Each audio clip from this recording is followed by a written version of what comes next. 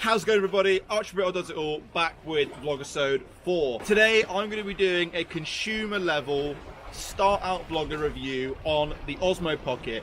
I want to find out, is this thing the best starting vlogging camera? Without further ado, let's jump into it.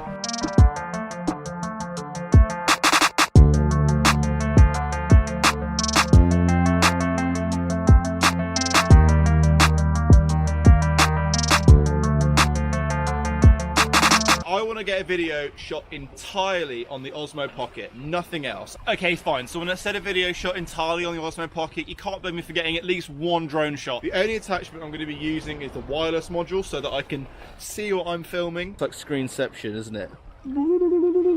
What I want to do is I want to get a couple of cinematic shots with the Osmo Pocket. I thought I'd come here, it's a little bit misty, this tide is really high this morning because we had a super wolf blood moon last night. I think that's what it was called. I want to go over audio, video, price, size, and there was one more.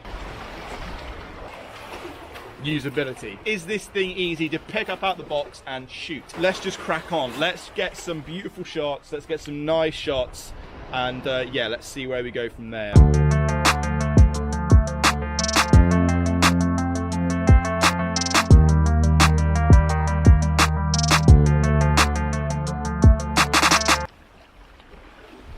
And so, as you can see, the time lapses or the pano lapses that you can get on the Osmo Pocket are absolutely incredible. I would say the pano lapse on this thing, which is like I don't know if it's actually called a pano lapse, but that's what I call it. The pano lapses on this thing are absolutely incredible, and they're so easy to set up. You set one point, then you set the other point, and then it just goes. One thing you can tick off the video list on this thing is definitely the time lapse and the pano lapse capability. It's my favorite function, and it is absolutely incredible. Time lapses, get a big thumbs up. The next thing I want to get is slow-mo. So we've got birds here and we've got dogs. We've also kind of got waves, but the thing I want to get the most, I think, is maybe a dog running or maybe these crows flying away as I absolutely storm at them.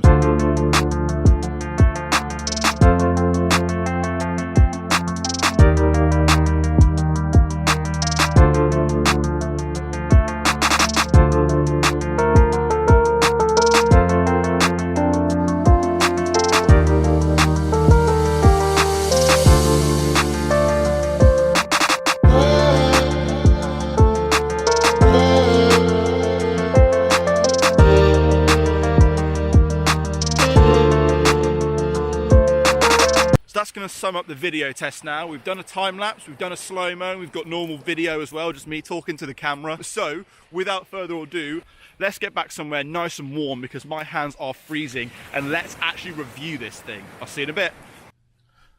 Okay, so I've had a chance to go over the footage and review it, and first impressions are pretty good. So let's get into the actual proper review. Number one, let's go over the video aspects. So we looked at time lapse, we looked at slow motion, and we looked at also just general recording of general vlogging as well. I think the video comes out pretty good. A couple of the shots aren't the way that I'd want them, but that's me playing around with the manual aspects of the DJI Mimo app, and I'm kind of still getting used to the ISO and the shutter speed and the auto white balance and all that kind of thing. So I would say the video on this thing, as a first time vlogger, picking it up out the box and just going is good. I would recommend it. The second thing, the audio. The audio, I would say, is the Osmo Pocket's biggest downfall. As soon as the external mic comes out on this thing, I'm going to be getting it. So in terms of getting out the box and recording audio, this thing, it's not great. But if you're willing to wait for the 3.5mm jack to come out and then get an external mic for it, it's perfect. If you can be patient and wait, like I'm trying to do, then get it. It's perfect. If you can wait, just get it. And then when the 3.5 comes out, do that and get an external mic.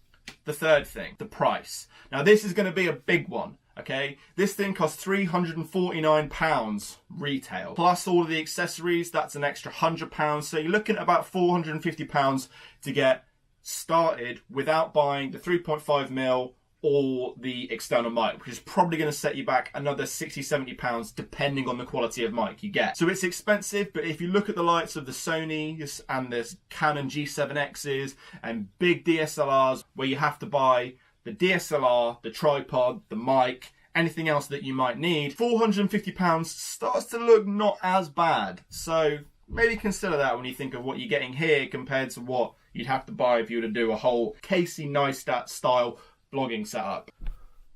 The fourth thing, user experience. This thing's simple to use, but if you got big hands like me and you want to be shooting nice and quick, it can become a little bit difficult. The accessory kit, I would say, is a must. The wireless adapter is needed so that you can line up your shots, adjust the settings, and then go. The wireless mount is crucial. You have to have the wireless mount, which is another 50 quid if you don't buy it with the accessories kit. This thing without any accessories can be a little bit difficult. You've got to triple tap that button to change the orientation of the camera, as in like selfie and then shoot mode. So that can be a little bit of a faff. A lot of times I'd like triple tap it, but wouldn't quite get that third tap in and it wouldn't switch. Using the screen to move the gimbal around, that's annoying, especially if you've got big fingers. But generally the user experience of this thing is good, but I wouldn't say it's excellent. I'd say the Mimo app is definitely the way to use it. So get the wireless module, use the Mimo app, or just plug your phone into the side. I prefer the wireless module and the Mimo app, but it's completely up to you. The last thing. The thing that I think is this thing's biggest selling point is the size and the stabilization. In terms of size, it's tiny. It doesn't even beg question. For the size it is the best camera that I've ever used. You will not have to worry about the size. It slides in your camera bag. Even if you're going to use this thing as a B-roll camera, so if you're using a big camera and then this on the side, it just fits in your pocket, or you can find a little crevice in your camera bag somewhere to put it. So size is fantastic, and again, the stabilization on this thing is just amazing.